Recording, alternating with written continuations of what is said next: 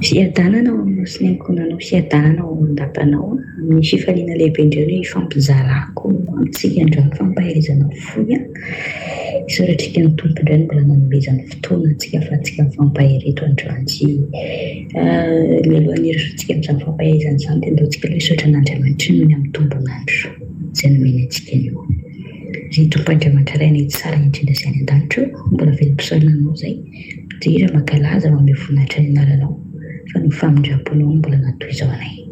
Misaotranao fa mbola nomenao fofona mahavelona afaka miantso mindera ary makalaza ny anaranao. Misaotranao satria matoa mbola tsy notaperinao androany ny andronay dia mbola tsy tanteraka ny mission sy ny hazakazaka izay nampanaovinao anay tetỳ amin'ity tany fandalehana ity. Dia misaotranao izay satria tsy azo fidiam-boly izany, tsy azo atakalo izany fa tena hoe mbola famindrapo sy fitiavana avy aminao. Tompoko malalo, ny teninao dia tsy hiverina foana ny aminao raha tsy efa natanteraka ny asa sy ny iraka nampanaovinao azy ka dia indreo lelako tsy hanambara afa-tsy sitraponao. Ary kasio ny fonay mba ho tanolona ka haniry ny teninao mba ahafahanay mandray zavatra tianao ampitaina aminay. Dia izay feo rehetra tsy avy aminao dia ampahinjindro vaoka amin'ny feonao rehetra andy no renesinay. Tenena tahaka ny fombanao Jesosy Kristy vonintsiananao izay mpianatra saotra Jesosy eo. Amen. Dia fampahery foy amin'ny alalan'ny ten'Andriamanitra tsika androany ny ten'Andriamanitra anankiroa ny fampaherizantsika dia ndeha mentsika aloha hevitra hoe tsy misy kisendrasendra amin'Andriamanitra. Izay indray ny loha hevitra izay fampaherizantsika androany izany izay tsy misy kisendrasendra ao amin'Andriamanitra. Ten'Andriamanitra anankiroa avy hatrany ten'Andriamanitra izay voarakitra izay efa diso hoe tsika tsy indray loatra na ny toko na ny andinina aminao fa namfirafitra ny firazy ary. Dia voasoratra ao amin'ny Jeremia toko 8:20 dia ny andininy 2:1 izay mivaky toy izao no anaran'ny tompo hoe fa izao mahalala ny hevitra hieverako anareo Jehovah dia hevitra ahatonga fiadanana fa tsy loza mba hanome anareo fanantenana ny amin'ny farany. Dia toy izantsika ny amin'ny Matio 10:10 dia ny andininy 2:20. Ary hoalan'ny olona rehetra ianareo noho ny anarako fa izay maharitra amin'ny farany no vonjena. Izay masonao manomasina anay amin'ny fahamasinana fa ny teninao no fahamasinana. Amen. Loha hevitra izay rahantsika mibanjina dia izao hoe tsy misy kisendrasendra ao amin'Andriamanitra. Ny zavatra anankiray hoe voaremarika amin'ny zavatra mitranga amin'izao vanim-potoana iainantsika izao dia izao hoe efa tena miaina tanteraka ao anaty tsy fandriam-pahalemana, efa tena miaina tanteraka ao anaty faharatsiana, efa miaina tanteraka anaty aizina mitsoka ny fiainantsika zanak'olombelona. Tsy eto Madagasikara ihany fa maneran-tany mihitsy. Dia indray isika mametraka fanontaniana hoe raha tena misy marina ve Andriamanitra dia maninona izy mamela an'izao zavatra rehetrarehetra mitranga izao. Ary izay fanontaniana izay dia anisan'ny fanontaniana iray mampihemitra olona, mahatonga ny olona anankiray tsy hiroso handalina ny soratra masina, tsy hiroso halala bebe koa an'izany Andriamanitra izany. Fa ny fantany dia izao hoe raha tena misy marina Andriamanitra, amin'Andriamanitra fitiavana azy, amin'Andriamanitra ny hatsarana azy, dia nahoana mitranga izao zavatra mitranga rehetrarehetra. Zavatra anankiray tena hoe malaza ary tsy misy tsy mahalala an'izany izao amin'izao vanim-potoana iainantsika izao dia iny hoe empoisonnement mitarika fahafatesan'olona maro tao anatina fankalazana anniversaire. Dia inona ny marina no tena hevitra miorina ao ambadika iny hoe tena fanahinena mihitsy ve no vonoiny ireny olona ireny sa inona ilay zavatra mitranga mbola maneho fanotorana hatramin'izao. Dia misy ny olona mametraka fanontaniana hoe zareo avokoa ny fahantrana, zareo ny zavatra mitranga rehetrarehetra, ireny zavatra rehetrarehetra naninona izany ireny olona ireny maty, fa naninona izany ireny olona ireny navelan'Andriamanitra maty. Izany fanontaniana izany apetraka ny olona dia indraindray izany olona miteny hoe tena tsara marina ve izany hoe hevitra hiveran'Andriamanitra antsika olombelona izany hoe tena ireny ve izao dia zavatra tsara. Izany izao ny fanontaniana apetraka ny olona izany. Efa izaho tia mampahiry anao androany hoe ny zavatra rehetra nataon'Andriamanitra dia tsara. Raha vao nanorina izao tontolo izao mihitsy izy dia efa hitan'izany fa tsara. Fa isika zanak'olombelona no nanimba ny hatsarany sy ny hakanto ny zavatra izay naorin'Andriamanitra. ho atsika itsika no nanimba an'izany dia indraindray tsika mametraka fanontaniana hoe fa ahoana. Mametraka fanontaniana fa maninona tsy maintsy mitsanga, tsy maninona tsy maintsy mandalo amin'izany zavatra izany. Izany efa te-hampahiry anao androany, tsy misy kisendasendra ny zavatra rehetrarehetra mitranga eo amin'ny fiainanao, fa misy antony avokoa. Ary izay mahatonga antsika hoe tsy tokony hanorina ny fanantenantsika na fitokisantsika na ny fonontsika amin'ny zavatra mandalo, fa tokony hoantsika amin'Andriamanitra satria Andriamanitra irery ihany tsy miova ao masiny maro mandrakizay. Ary Andriamanitra irery ihany no afaka manomitra an'izay zavatra mety hoe very, mety hoe tsy hita, mety hoe nanjavona teo amin'ny fiainanao. Dia hiteny aminao androany hoe raha ny zavatra mitranga dia tena titiantsika rehetrarehetra hoe tsy rariny. Tsy rariny kosa fa maninona betsaka be zany ny fanontaniana petra hoe tsy rariny, tsy rariny, tsy rariny. Zareo zao niady maneran-tany amin'izao amin'ny etsinetsiny maro ny olona maty, simba ny tanàna, simba ny firenena, dia tsy rariny, tsy rariny. Bomba mipoaka ariva, mono ariva, fangalatra ariva, tsy rariny, tsy rariny. Zavatra ohatr'izany tentsika hoe tsy rariny.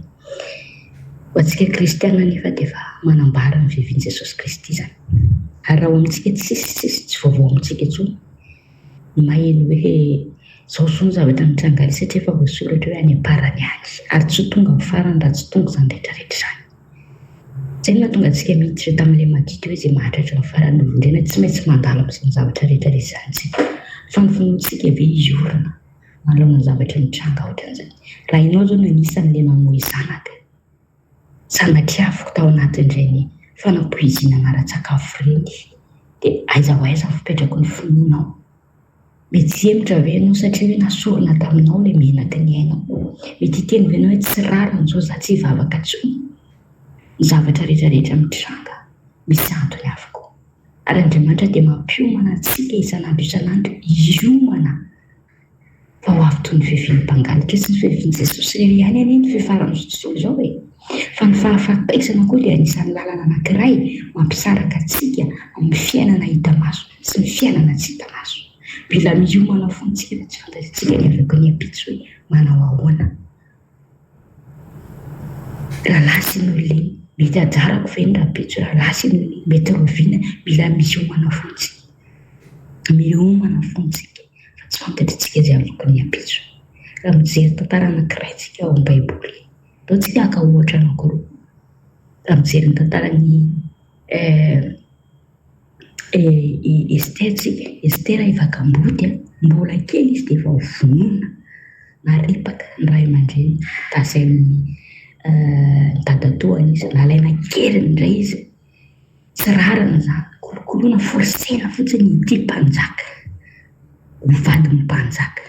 Raha jerevana amin'izany dia zavatra tsy rariny izany. Nefa nisy planina tsara, nisy fiverana tsara nataon'Andriamanitra tao anatin'izay zavatra tsy rariny izay, ahatonga azy ho vadiny mpanjaka, ahatonga azy hanavotra ny Israely. Miendrika amin'ny zavatra tsy rariny ilay izy raha jerena ety am-piandohana, fa ny finoany tsy niova mijoratra amin'ny farany no nanositra azy ho lasa mpanjaka vavy. Nanome hery azy hijoro sy hiady ho an'ny firenena, avotra ny firenena. Izany koa Josefa, nalaina keriny teo amin'ny dadany, namidy natao andevy, nendrikendrehana natao amin'izao rehetrarehetra izao, nefa nitondra azy ho lasa praiministra mpanapaka ny Egypta. Dia hiteny aminao androany mety manoloana anao amin'izao ora sy fotoana izao ny zavatra tsy rariny mitranga. Nefa tadidro fa ambadika raha mahatoky ianao, raha mino ianao, raha maharitra ianao, raha mbola mananteny ianao, dia hitanao fa zavatra tsara sy lehibe no avadika Andriamanitra ao solony.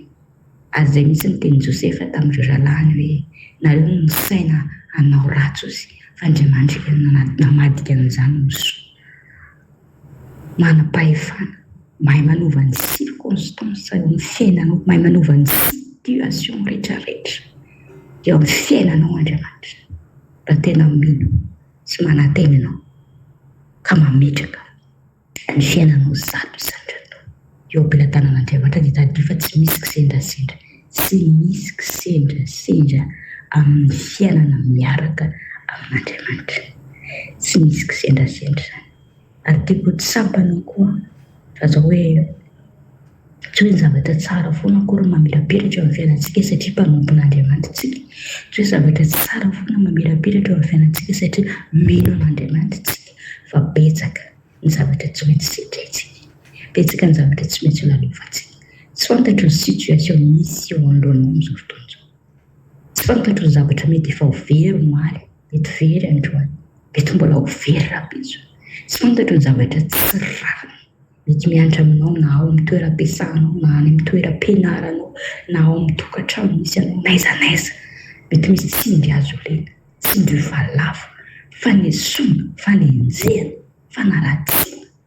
Mety mitranga eo amin'ny fiainana amin'izao fotoana izao. Za te hiteny ianao hoe fikiry mafy Jesosy. Fikiry mafy Jesosy dia tadidio foana ao ambady misy zavatra lalovanao io. Misy zavatra tsara lavitra.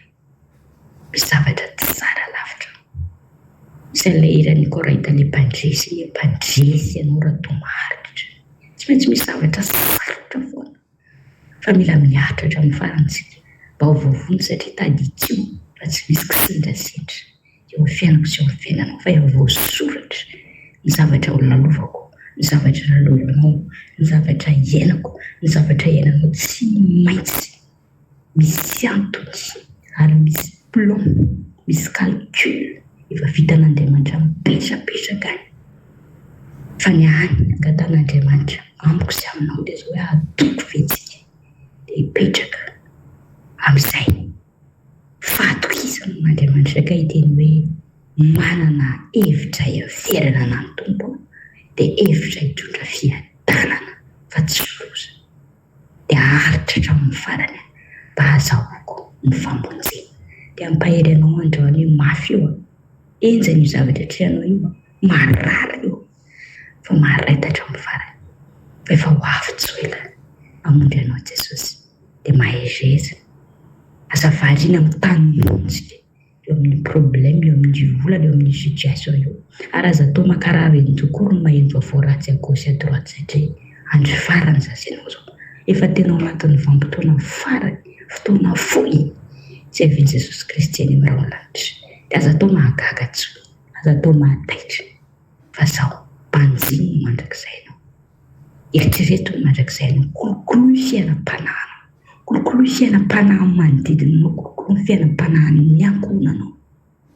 Tadidio fa tsy Jerosalema aloha, fa Samaria sy Judea.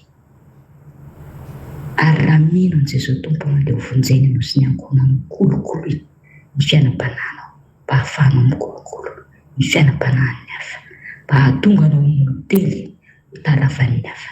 Ka anatonany an' Jesosy hitadiava amin'ny famonjena satria hita mitaratra eo amin'ny fiainanao izany famonjena avy amin'i Jesosy izany. Mahereza, aza kivy, tianao Jesosy. An'Andriamanitra rery ihany voninahitra. Amen. Jesosy malalo misaotra fa mampahery anay indray androany.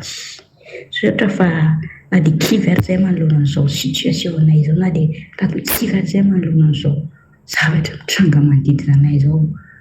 Malahelo izay mahita amin'ny firenenay, malahelo koa izay mahita amin'ny firenena maneran-tany.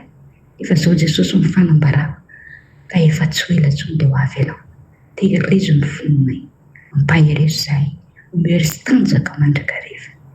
Hitady anao, hikatsaka anao, ary hibanjina an'ilay mandrakizay anay, fa tsy ho vizaka na reraka na marafo tanonjy, mibanjina, ny olana manerana an'izao tontolo izao, manerana ny firenenay, manerana ny manodidina anay. Voaka mba tena hibanjina anao anjany ary angataka famonjena avy aminao. Dia misaotra Jesosy satria fantatray fa efa miasa ianao ary hiasa tsy ho ela. Ka nitehera sy ny Lazara voninahitra dia ho anao irery amin'ny efatra amin'ny talo indrindra izay kehitriny ary mandrakizay mandrakizay. Misaotra Jesosy malalo. Halleluja. Amen.